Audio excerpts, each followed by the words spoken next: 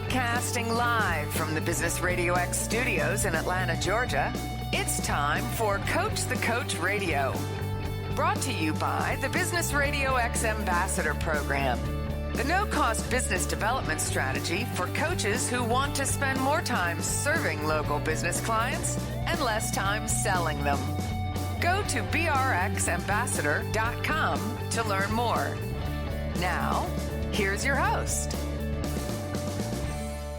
Lee Cantor here, another episode of Coach the Coach Radio, and this is going to be a good one.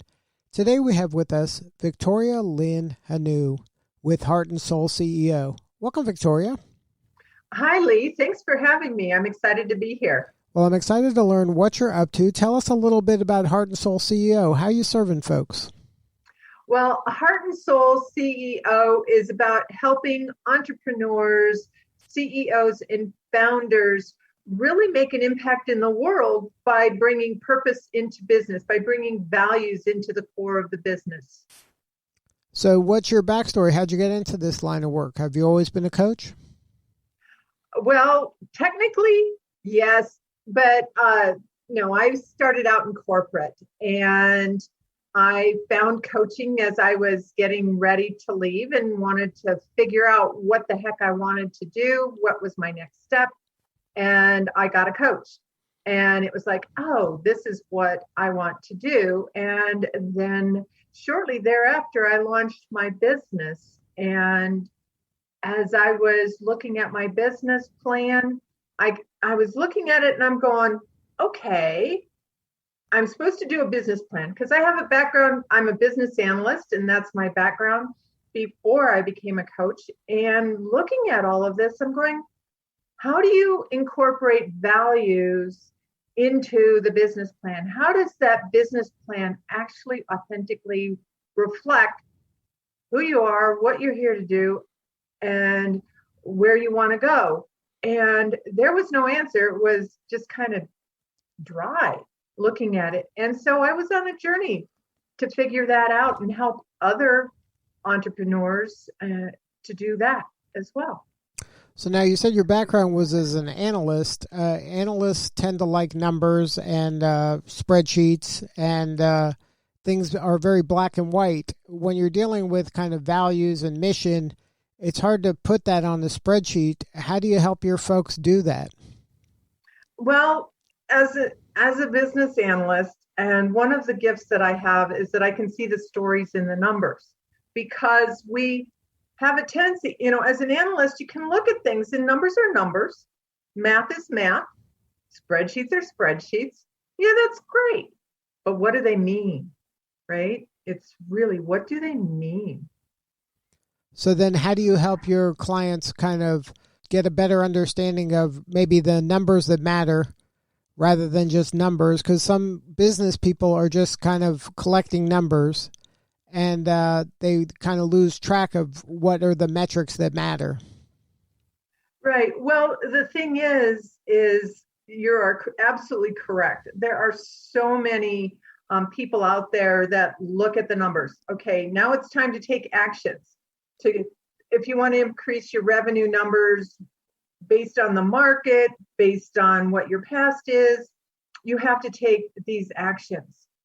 And 9 times out of 10, those actions won't necessarily get you your next numbers, that your goal, because they're not looking at the outcomes that you want. And number 2, they're not looking at what gets in the way. And there's a little ditty joke story. I'd like to ask you, why is 6 afraid of 7? Because 7, 8, 9. That's right. That's the story. Did 7 really eat 9?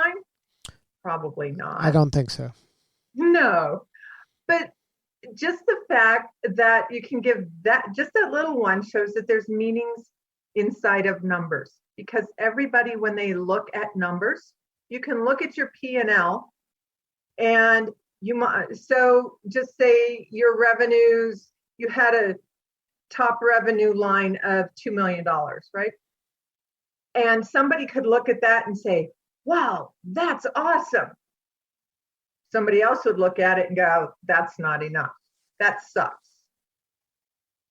The number is the number, right? It's Right. 2 million. But the number is also a story.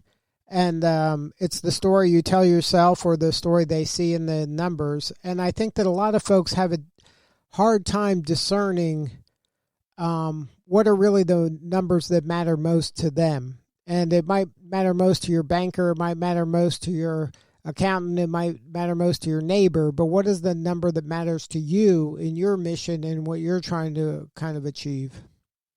Absolutely. And it could be any of those numbers, right? It could be your bank account balance. It could be your income numbers. It could be the number of people that you help. And it could be the number of sales that you make, which are in line with the number of people that you help. There's also the green numbers. You know, we have companies looking at reducing carbon footprint, those numbers, but they're all tied up in the stories you tell yourself about what those numbers mean. And it's that meaning that can get in your way. Right. And that's and if you get that number wrong, that could mean that you're spending a lot of sleepless nights worrying about things that really aren't your true north. And it can get you off track, and it creates stress, and it can create disharmony within your family and your own personal life and your health. How do you help your clients kind of get aligned with their numbers as well as what they're really trying to accomplish? Well, one of the things we do is the first thing I do with my clients is sit down with them and really help them to identify the stories that are in their numbers, right? And sometimes the story isn't with the owner of the company, right? Sometimes the story is with their staff. I had one client where his accounting systems were one way, but it seemed like he was losing money, right? There was not a lot of money left over for bonuses and those kind of things. Well, it turns out that he had staff members, teams. This was a concierge company, and they were on site, and they weren't charging people for small things of doing things for clients because they felt it was wrong to charge for something so small. So they had stories about what it meant to serve a customer, and it actually was hurting them and the company. So now walk me through what an engagement with your firm looks like. What is the pain that this client is having, and how do you help them kind of get their numbers and their mission aligned? All right. So they're stuck, right? My clients are typically stuck. They're in overwhelm. They're burned out. They can't, you mentioned it earlier, they can't sleep at night because they've got things, they think they're missing something. They've got things going on in their brain. And so what I do is I work with them to identify the signs that, you know, this is the stories in their number, of course, which overwhelm, burnout, and being stuck are some of the signs. And it's like, okay, let's take a look at your numbers. And I also have a quantitative assessment that turns the subjective into the qualitative so that we can really look at that. And then we identify those stories. And I help them to understand what story do they have going on that is keeping them stuck. Sometimes it's 3 stories, sometimes it's 5 stories, sometimes it's just one, but they can't see it. And then we look at that story and see, is there parts of it to keep? Is there parts of it to let go? So we let go of the old stories that are keeping them stuck, and then we can write a new story that helps them to achieve the outcomes that they want versus going after numbers, which is typically goals and objectives are often number driven. What is the outcome? And then we can back off that to find the numbers that match the outcome. And we lay out the path to get from where they are to where they want to go. Now, the way you do this, I believe, is through your 4-step RISE method. Can you talk a little bit about that? Yes. So the RISE method is the path that we follow. And RISE, we start with the R, which is to recalibrate your mindset. And you can't go to where you want to go from where you are without creating the mindset of where you're going. And then the I in RISE is innate leadership. Who are you innately as a leader? Because to lead your company where you want to go, you really need to be authentic to who you are innately as a leader. And that doesn't mean authentic to who you think you are. It's who you really are. And then the S is to put the structures in place. It's a structure. Let's structure your business. Let's make sure that your vision is in real alignment and that the purpose of your business is the purpose of your business for real, rather than something that somebody put out there or you put out there in order to have other people think that's what it is, but it's not really what it is. It's kind of a convoluted place, but it's really having that clarity that you're really on track and you're doing what you want to do. And then the E in the RISE method is to execute. You can plan, you can lay things out, you can talk things out until you're blue in the face, but until you actually have the rubber meet the road, nothing is happening. So it's really about executing and bringing everything to life, to showing up in your business, to leading your team, being the leader in the world that you're here to be. And then the E is also to evolve and elevate, because it's a constant process. Now, do you find that the folks that are drawn to your message and to your solutions are kind of these purpose-driven companies, the ones that are trying to do well and to do good at the same time, but they're just maybe operationally challenged, that their dream kind of gets cluttered by the reality of some of the operations, and that your team is able to help them from an operational standpoint to get back on track?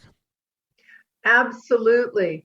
Absolutely. And one of the things is a purpose-driven business leader, it's very personal as well. So they have a tendency to sometimes be too soft, and they don't think about the operational aspects of it. And my company is here to have people, processes, systems all working together synchronously so that my clients can organically grow and have a sustainable business that doesn't kill them in the process.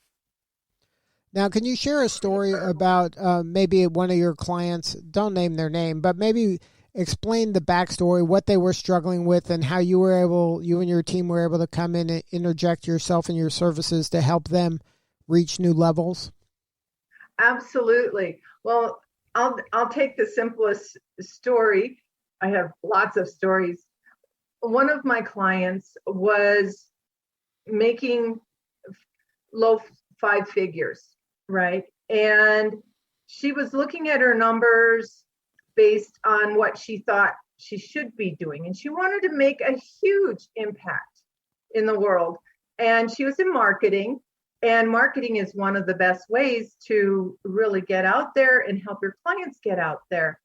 And she loves working with visionaries. Well, when we first worked with her, we're in Denver, and there's Colorado Springs, the Denver Tech Center, all the way to Boulder. So she thought she had to, her story was that for her to increase her income the way she wanted to, she had to do social media, and that she had to be the social media expert for her companies. And she was working in the financial industry at that time, which was kind of out of alignment for where she really wanted to go and the impact she wanted to make. So she's going up and down, driving hundreds of miles, sometimes in one day, thinking that that's what she had to do.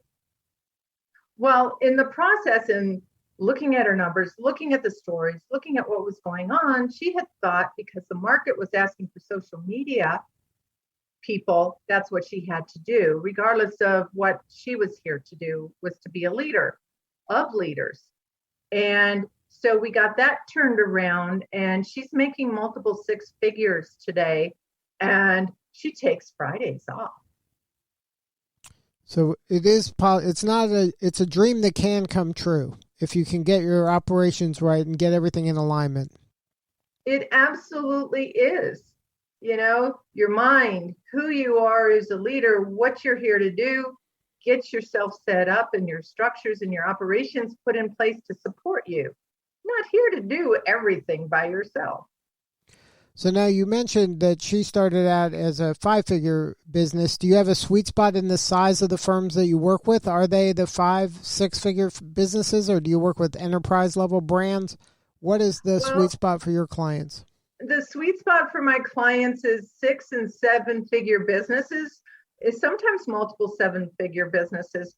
I really like working with companies that are teams. They can be 0 to 25. That's the sweet spot.